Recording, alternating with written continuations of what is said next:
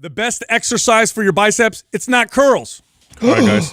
I know. Wait a minute. I know. Everybody's like, big biceps, got to do the Where curls. do we even go, from here? All right, I'm going to tell a story right now of when I really pieced this together. I had a gymnast that worked for me as a trainer years ago. This dude was about, 5'10", jacked, like incredible arms. Like you ever seen like competitive gymnasts, male gymnasts in particular, female gymnasts too, but male gymnasts, they just have like these like amateur bodybuilding looking arms. And I asked him once, like, what do you do for your biceps? Your arms look crazy. And he goes, chin-ups. I'm like, that's a back exercise. He goes, no, it's a bicep exercise if you do it like this. And he jumps up on the bar, gets a curl grip, and rather than pulling his chest to the bar, he does this kind of like compound lift for his biceps. And then it dawned on me, if I want my quads to really grow, it's not leg extensions, it's squats, right? Yeah. If I want to build a bigger back, it's not pullovers, it's rows, right? So it's like a compound lift for the biceps. In fact, we often accept that for triceps, like close grip bench press or dips. Right. For some reason, biceps, we don't do that. Anyway, started doing them, and they're hard, so they're really advanced, and made a huge, it put the curls to shame. Because they're hard.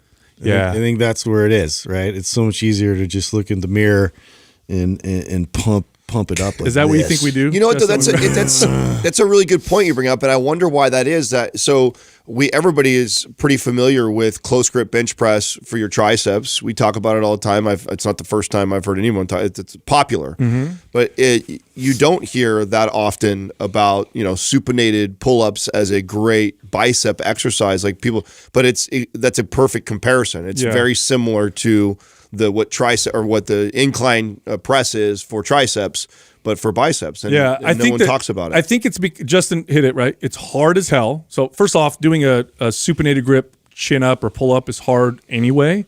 But now rather than pulling your chest to the bar, right, you're kind of focused on the biceps. And because it's so supinated, some people have issues with their wrists. So one thing you can do is if you can find a bar, PRX has this, right? So we work with a company called PRX, and they have— I love their handle grips. Yeah, multiple grips. And one of them is supinated, but it's almost like an easy curl bar, so it's kind of like this. That's excellent for doing what I'm about to, what I'm demonstrating. But you do got to pull with the biceps, not as much with the back. So you're not doing this, you're pulling like this, and it just blows up the biceps. You know who does a lot of that exercise? You're a little protracted with your shoulders then, as opposed to just like with close grip bench press, like you're putting the emphasis on the triceps. With this kind of a pull up, you're putting the emphasis on the biceps. You know what? There's one athlete that does a lot of those types of friend of ours? Chin ups. No, we don't know anybody that does. Okay. But there's one category of athletes that relies on very, very strong arms and biceps. Besides a gymnast? Besides a gymnast, arm wrestlers. Arm wrestlers do lots of those kinds of chin-ups. In fact, if you watch— Really? Do you call them athletes? Yeah, bro, come on. You ever arm wrestle? Like No, I know. I'm gonna offend everybody. I'm just like Not everybody. It's like just a people that arm novelty wrestle. thing. Yeah, well, I mean— I don't know. Let's call them athletes. Yeah, well, I mean, if in the Olympics they have baton twirling, I'm pretty sure arm wrestling is a sport. I feel like if I can call men's physique a sport, you should be able to call arm wrestling a sport. For sure. 100%. For sure. But those guys and girls, they do exercises like that. And then you'll see top arm wrestlers, they'll often demonstrate one-arm pull-ups. And you'll notice that it's all bicep when they do the pull-up. And their arms are, for strength athletes, they have incredible-looking arms and biceps. But yeah, I did this, and I still do this every once in a while. And there's no bicep exercise that I've done that will hit my arms the same way. No, I like that a lot. And in that elbow position too. There's not a lot of bicep exercises that emulate that either. That's another feature about that. So yes, compound lift, heavy, hard, novel, all those things for sure.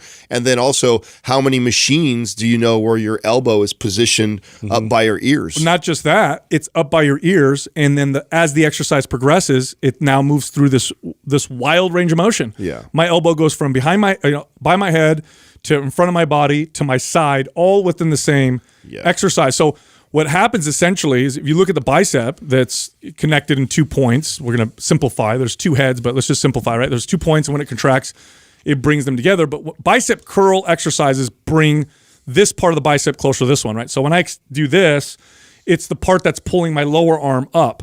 When you're doing a chin up, it's doing this almost to both sides. So it's a very different feel, different pull. And I'm going to give everybody a warning.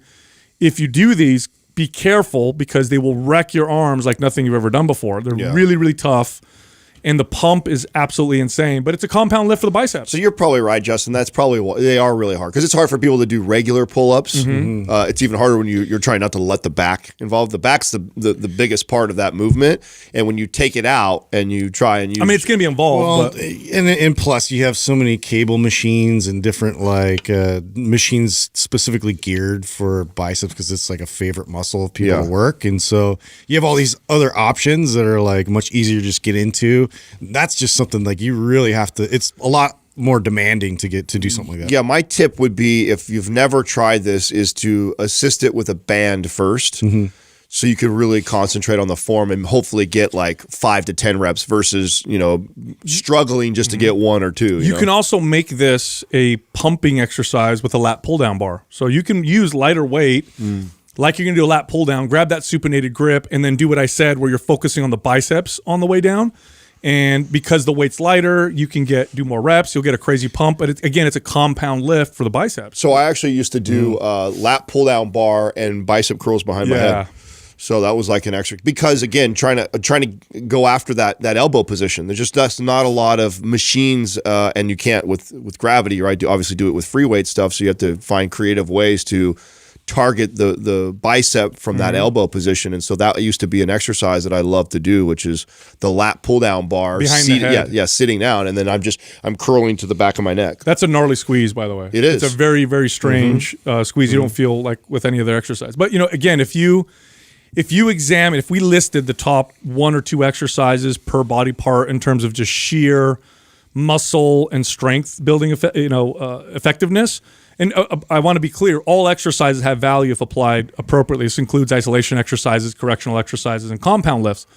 But if you were to list the top 2 or 3, like just muscle building movements for each body part, what you'll see are compound lifts. Like the number 1 shoulder builder is going to be a press, right? The number 1 chest builder is a horizontal press. The number 1 back exercise, a row or a pull down or a pull up. Yeah, they just skipped right over biceps. I think that is really interesting. Yeah, that we've associated even triceps, like you said, with like dips, and you can do things where you're doing a compound lift, but biceps just seems like there isn't anything for it. And I think if people did it and then started to understand how to feel it, because once you do it, it's going to feel kind of weird at first, especially if you've always done pull-ups a particular way.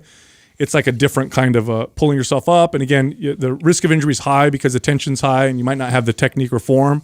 So I think what you gave was great advice, Adam, to start light with assistance or even, like I said, with a lat pull-down bar.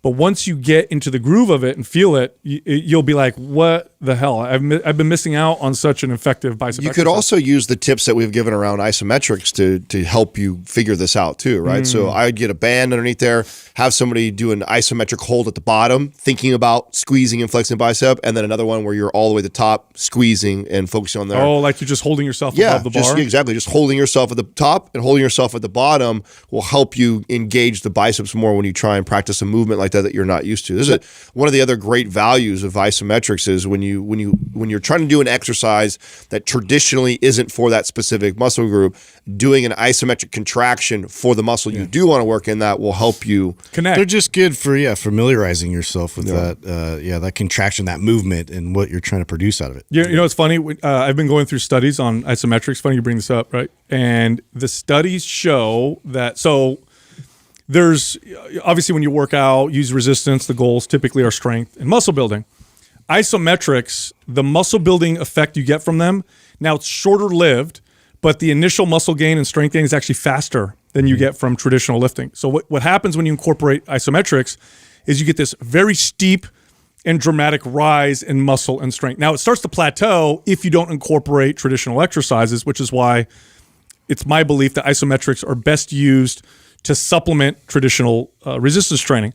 But man, if you read the literature on the strength gains and the muscle gains in short periods of time, it's nothing matches isometrics. Now, what's such an effective way to summon the troops? What's your theory on why it does have quicker results? That's why. Yeah, because it's neuromuscular. It's you're tapping into that central nervous system response of like, hey, like I'm going to need to activate more muscle fibers because I'm placing more intensity and demand on this particular squeeze. And so you can actually ramp that up and get more of a response. But now you actually have to then, from there, like you said, you have to go into those lifts where it actually places the load and everything else to account for. Yeah, so you think you're actually recruiting more muscle fibers isometrically contracting than doing a full contraction? It's a fact. Yeah. It's a fact. So once you're well trained, you're squeezing way more potential out. Yes. So really tapping into and activating muscle fibers is part of the goal, right, with resistance training. And what you'll find with experienced athletes, especially experienced strength athletes, is they can activate more of their muscle fibers than the average person. I don't know what the number is, but it's significant, right? Isometrics make that happen much faster, probably because there's a shorter learning curve. So like you take That's what I would have said. It's easier. It's easier to figure out where there's more room for error in a traditional full range of motion lift. Yes. There's like someone can do, for example, let's take a very basic, easy one, bicep curls. And when they're actually doing a full contraction, many times it starts off really well bicep, but then shoulders kick in and momentum kicks in. And so you lose some of the value as far as keeping it all focused on the bicep versus I take a bar and I put it halfway up in an isometric contraction and I just squeeze and flex the bicep. I feel like it's much more localized. Yeah, it's localized. It's easy to localize it. There's less room for error. And like I'm not going to be squeezing that and my calves light up or my well, you'd have to basically go through each one of those angles isometrically to maintain that same amount of intense tension.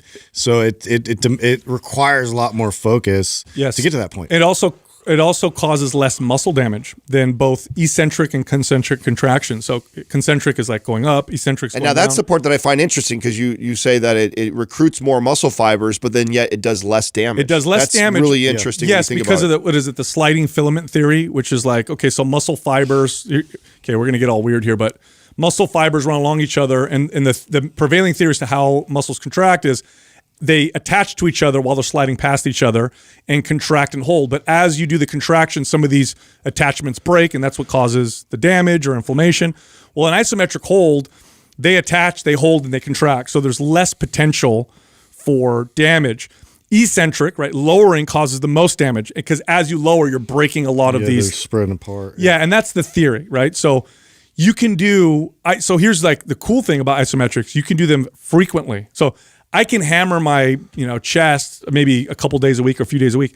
I could do isometrics every day at my level, right? So a beginner maybe less, but it's less damage, which is cool because you can ramp up volume without worrying so much about overtraining. So whatever routine you're doing, you may think, I want to add a little bit. Isometrics is a great way to do it. In fact, isometrics is one of those lost arts of resistance training. It was so heavily favored at the turn of the 19th century, the strongmen and all those guys, Eugene Sandow and all those, strongmen and women that did just incredible feats of strength. Isometrics was a staple in their training. That also highlights why things like kin stretch are so much better than just traditional yoga. Right? So both of them are taking you in these stretched positions, but kin stretch includes the isometric contraction in there where you're really intensifying. So you're building muscle in that new range of motion that you normally it's about being strong in those poses. Right. You're not just stretching into that position and relaxing and holding that position. You're actually isometrically contracting in there. So you're recruiting all these extra muscle fibers and actually building some strength in that newfound range of motion. You know who's a huge fan of isometrics? I've said this before. Bruce Lee. Bruce Lee did resistance training. He was one of the first martial artists to do it. In fact, he worked with bodybuilders at the time and to develop his physique and everything too. Because he noticed that the story goes that this is legend, but I don't know if it's true. He wrote this himself, but he says that he got into a fight, he won, but then he was so surprised at how fatigued he was and how weak his body felt at the end. So he said, I need to do more physical conditioning. Well, resistance training became a part of it. And obviously Bruce Lee, not a big guy, but at the time, probably one of the most muscular people on screen, actually inspired a lot of pro bodybuilders to become bodybuilders. I know Flex Wheeler talked about Bruce Lee being one, does that lat spread in the beginning when he's kind of warming up to fight or whatever. And isometrics was a huge part of his routine. And it was said that he could hold I want to say 200-pound dumbbell at arm's length and hold it steady. And he said the isometrics gave him incredible punching power because of the stability that he developed. So it really does work. It's not so popular nowadays, which is interesting, probably because it's not sexy, but I foresee this being the next big thing in fitness. Again, of course, usually it's the old stuff that comes back. So it's not going to be the next big thing. It's the next old thing that becomes the next big thing. Yeah, I've been way ahead of my time with a lot of these things. So we'll see if it catches up. Or way behind, however you look at it. Yeah, way behind. Either way you look at it, dude. Yeah. Hey, if you enjoyed that clip, you can find the full episode here, or you can find other clips over here. And be sure to subscribe.